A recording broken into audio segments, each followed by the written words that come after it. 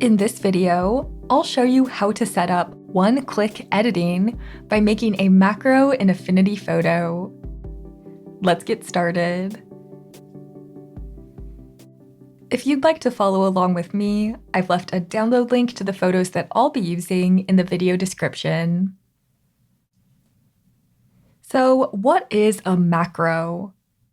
A macro is a series of steps that you can record and then replay at any time with a single click. It's a really convenient way to edit photos, especially if you're always making the same types of edits to a series of photos. For this example, I'll show you how to make a simple macro for warming up your photos. To make a macro, first we need two different panels. So I'll go to the top of the screen to Window, and first I'll add the Library panel. I'll just click and drag on the word Library, and I'll overlap it with my tools so that I can place it right here. Then I'll go back up to Window to add our other panel, which is called the Macro panel.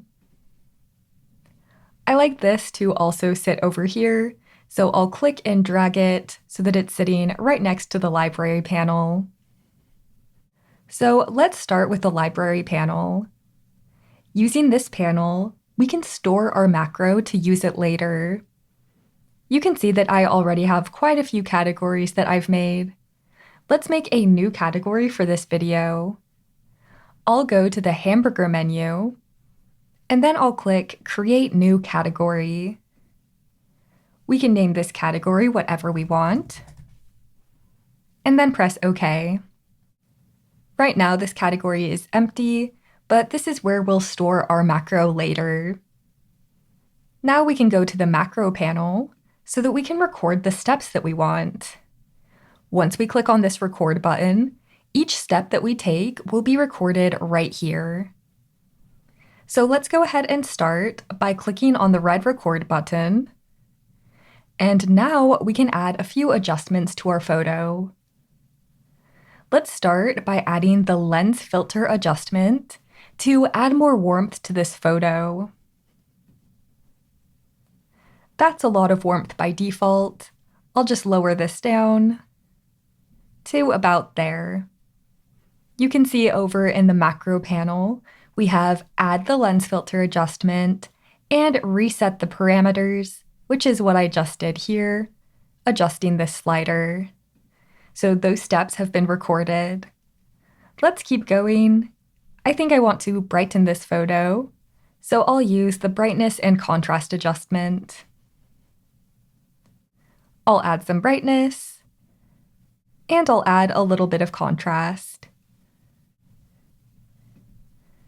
To finish, I think I want more saturation in my photo, so I'll add an HSL adjustment.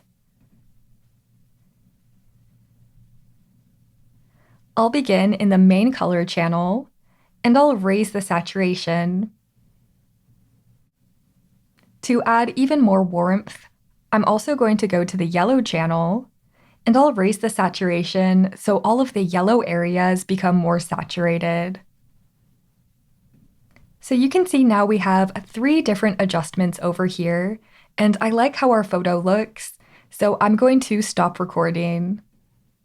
Now we can save all of these steps that we've taken as a macro by clicking on this button right here to save it to our library. We can choose which category we want to save it into,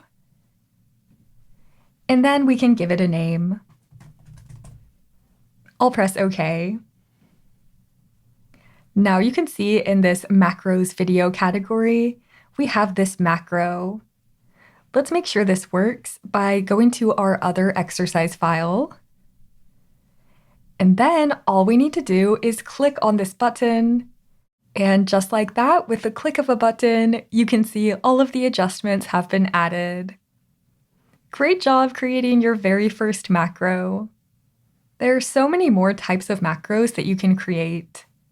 For easy step-by-step instructions, you can check out my macros course.